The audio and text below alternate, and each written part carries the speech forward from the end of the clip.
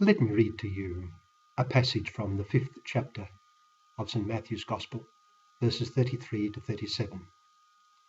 It's the Gospel for Saturday of the 10th week of Ordinary Time.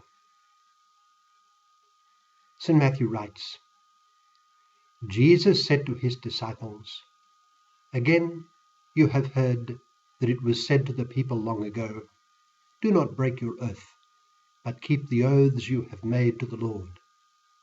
But I tell you, do not swear at all, either by heaven, for it is God's throne, or by the earth, for it is his footstool, or by Jerusalem, for it is the city of the great King. And do not swear by your head, for you cannot make even one hair white or black. Simply let your yes be yes and your no, no. Anything beyond this comes from the evil one." That's from Matthew chapter 5, verse 33 to 37. It suggests thoughts about the truth. What do I mean? Well, in that gospel that I've just read, our Lord directs that everything we say must be stamped by a deep truthfulness, such that our word on the matter will suffice, just as much as if we were to say what we said on oath.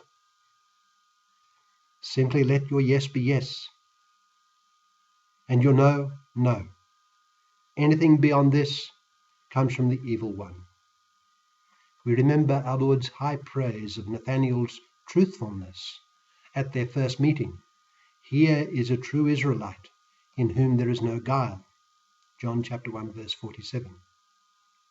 Our Lord is also saying that we must not treat the great unseen God casually by taking his name and calling him to witness unnecessarily. That is, you shall not take the name of the Lord your God in vain. Exodus chapter 20, verse 7.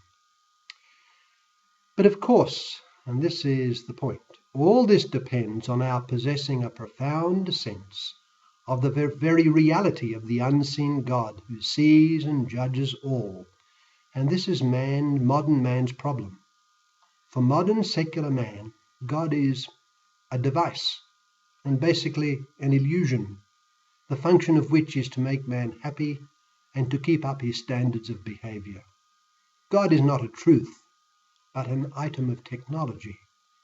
If God helps you to keep you honest, such that your yes truly is a yes and not really a no, then God has vindicated his usefulness, and religion is good because man is happy as a result. But in such a case, religion is but one way of doing this, and certainly not the only way, and in any case, fundamentally, it is an illusion. I once watched a television show on SBS Australia entitled Fear and Action. It was on January the 28th, 2013. Conducted by a well-known atheist illusionist, Derren Brown. He was very good at his job, which was to create illusions in the mind of observers and participants. Belief in God, for Derren, is an illusion. So he proceeded to prove his point by setting out to manipulate a young fellow atheist, a researcher of stem cells, into having a religious conversion. The young woman was manifestly an open, friendly and warm communicator, which is to say, one who fully took in all that was conveyed to her. She declared herself to be an atheist and could not imagine herself believing in God. Brown presented himself to her as one who would discuss her basic outlook on life. She did not realize what he was up to.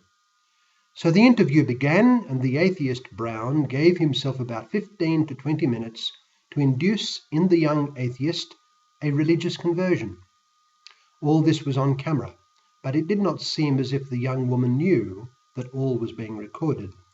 So the session began, relaxed and calm. Through a variety of simple techniques which were silently explained to the viewers as the session proceeded, the young atheist was led to have trust in Brown, to review her life, and to see a unity, a plan, in the events of her young life. Was this not a loving providence? Brown was presenting in simple and persuasive manner the kinds of considerations which, in standard methods of conversion to belief in God, can issue, in some persons, in precisely that result. He was also employing various supporting psychological techniques which would trigger emotions of awe and religious feeling, such as a tapping with his finger at certain points of his simple presentation. The ideas he was presenting to her were exactly those which a religiously convinced person would state and know to be true. Further, the young atheist, profoundly communicable and impressionable, as was obvious, was taking it all in. After about 10 minutes of this skillful leading on of his young interviewee, Brown explained that he would leave her for a few minutes as he had to attend to something, and there she was left before the camera for all of us to see. Within a minute or so, she was engulfed in emotion and tears, and at a subsequent interview in front of many persons, she explained that she had had an experience of unconditional love. It was a religious conversion, which is to say that the atheist illusionist had induced, he thought, a religious illusion in a fellow atheist. Brown proceeded to explain to the young woman what he had done, and ended the program happily declaring that he had proved his point, that religion is, well, a good thing because it makes people happy. But that is all it is. There is nothing out there that pertains to the supernatural. A few things occurred to me as I watched this interesting session. Firstly, Derren Brown may have unwittingly helped his atheist acquaintance to discover God, for he was presenting to her what any religious person would know to be true. They were truths, though Brown was using them to prove them to be illusions. But what the young woman lacked was, despite her own scientific background, objective justification for her new religious impressions. She was at the mercy of a skilled illusionist. A justification, a good objective rationale, was what she needed. Her case showed that justification is necessary. Religion, which is to say a life founded on belief in the unseen God, cannot be just a matter of religious impressions, experiences, and emotions. It will involve this, but it also involves reasons and objective justification. This is not the same as scientific or mathematical justification, for there are different kinds of justification for different kinds of truths. The most ordinary person can possess absolutely good reasons for accepting the fact of God and the tenets of revealed religion, without having a PhD in religious or philosophical studies. Indeed, the PhDs are the ones, like Derren Brown, if he has one, who commonly go astray. But we must indeed, in some sense, use our reason to be sure of the objective truth of religion. Religion involves truth, the truth of the unseen God, in whose presence we are called to live constantly. If we live in his presence constantly, our yes will indeed be yes, as our Lord requires of all, as in Matthew chapter 5, verse 37.